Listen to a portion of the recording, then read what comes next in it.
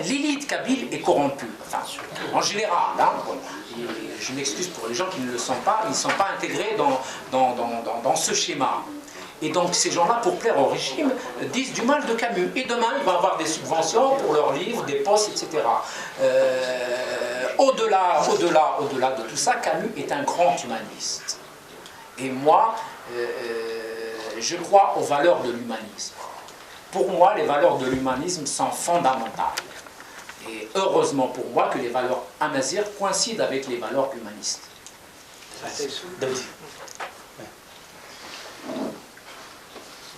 Tout d'abord, je voudrais te remercier pour le bouquin, c'est vraiment très très bien fait, grâce auquel j'ai appris pas mal de choses sur l'histoire de Bougie et de la Casbah. Autre chose, une petite parenthèse, Youssef, on s'est connus en 87. Tout à fait, ça on a remonte à fréquenté l'Institut algérien de pétrole ensemble. Exact. Il y a 4 semaines de ça, j'ai découvert une vidéo par hasard sur Internet. Ouais. Et c'est comme ça qu'on s'est retrouvés. Exact.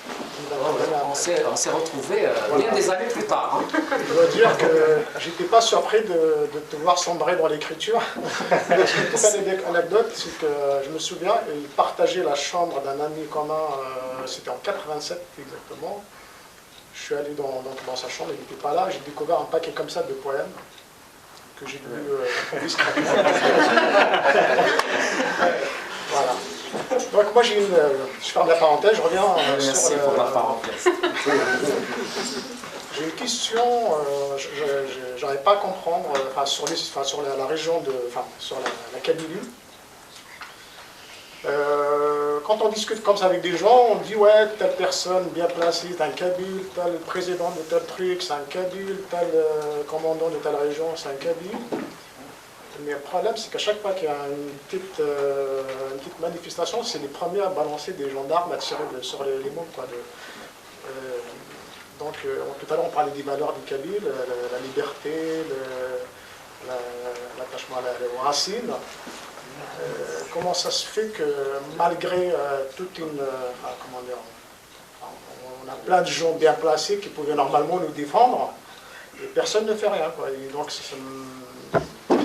moi, j'ai du mal à comprendre. Eh ben, merci pour ta question. Elle est pertinente. Encore une fois, tu vas un peu dans ce que je disais tout à l'heure. Il faudrait vraiment cerner les problèmes, et scientifiquement, universitairement. Il fut une époque où je croyais que la Kabylie était un peu l'objet central de désir de destruction uniquement par le fait ethnique. Non, ce n'est pas l'ethnie. Il se trouve que dans le régime autoritaire algérien, je me répète, les décideurs, les vrais décideurs, c'est le DRS, c'est la sécurité militaire. Il se trouve, de par l'histoire, que depuis fort longtemps, cette structure est majoritairement kabyle. C'est la grande contradiction du système algérien. Et ça, il faut en parler aussi. Ouyahiya, qui est chef du gouvernement, a détruit le mouvement citoyen en Kabylie parce que naïfs, les pauvres militants, certains, d'autres ont des calculs, ont cru que le fait que Ouyahiya parle en kabyle résout le problème. Archi faux. Le premier décideur en Algérie depuis 20 ans est un kabyle. Voilà. Donc, c'est pour ça que je reviens pour dire que pour moi, c'est les valeurs qui comptent. Ce n'est pas l'ethnie. Moi, je suis fier d'être amazir pour les valeurs amazir, pas pour le fait ethnique que je sois kabyle. Et pour avancer, il n'y a que les valeurs qui font avancer les sociétés, quelles qu'elles soient. Merci.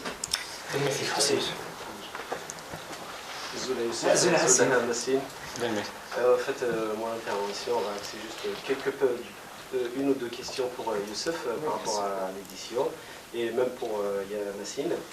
En fait, ce que je voulais souligner est que Youssef, qui maintenant a son troisième ou quatrième livre, bien sûr il en a d'autres, peut-être le sixième, parce que il a fait du roman, du livre politique et des nouvelles et tout, donc ça fait toujours plaisir de lire ces livres. Et au jour d'aujourd'hui, on assiste à un sérieux problème d'édition, notamment des sujets qui touchent un petit peu notre culture.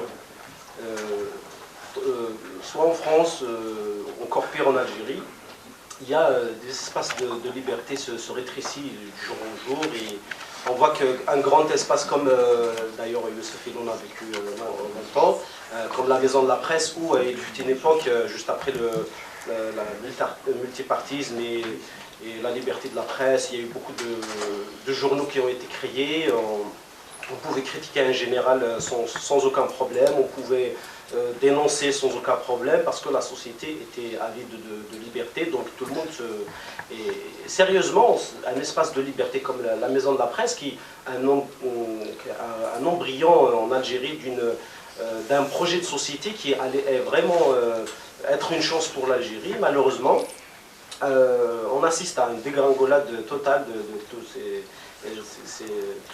tous ces acquis. Et voilà, la nouvelle loi sur l'information, on a verrouillé la publication. Et par contre, dans l'édition, et je pense qu'il y a quand même on peut faire des choses intéressantes. Et je ne sais pas, Massine, si lui aussi, il a une petite expérience dans l'édition.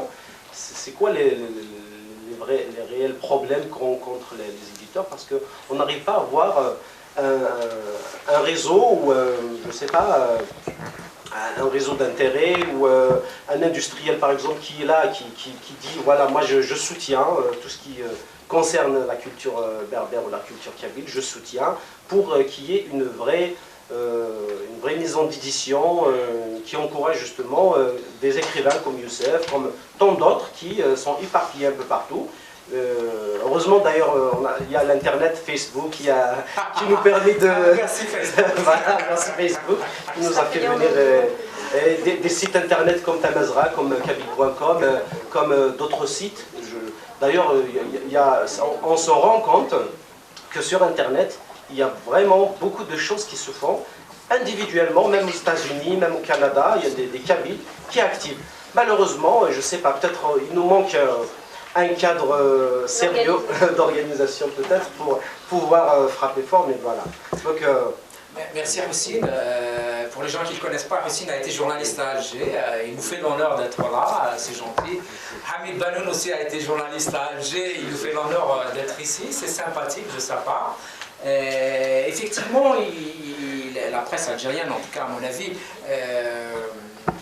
devient de plus en plus censurée, de moins en moins libre. Il fut un moment où elle fut plus libre, effectivement, tu as raison. En revanche, pour l'édition, ça sera encore plus difficile. Aujourd'hui, on a créé un comité de censure. Donc, avant qu'un livre ne soit publié en Algérie, il doit être lu par les autorités. Ça sera encore plus difficile. Maintenant, Internet est un outil formidable. Effectivement, les valeurs amazirs peuvent s'y retrouver et ça serait bien qu'il y ait des choses qui se font. Il y a des choses qui se font, il y a des sites Internet. À mon avis, certains sont un peu trop légers et ils tombent un peu aussi dans l'invective, dans l'insulte. À mon avis, défendre sa culture, ce n'est pas insulter l'autre.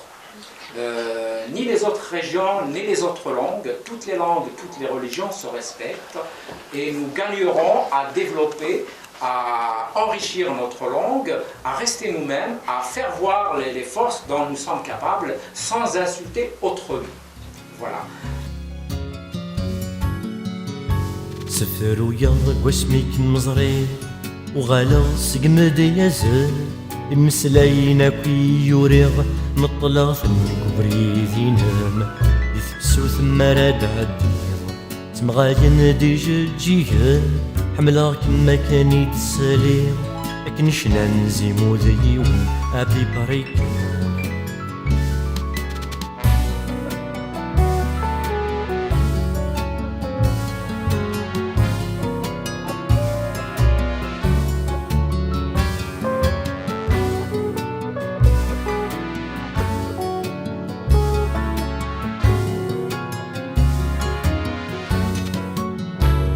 حملا غمك نولا مك ورثي دقراني سفرا إمي أحمل سفرا أمك ما حملو لمك حملا كما تشي ذوال نغتي زليتاكي نشنا إميتي زليتي وذوال ذوالك كان غف الحملاو أبي بريتو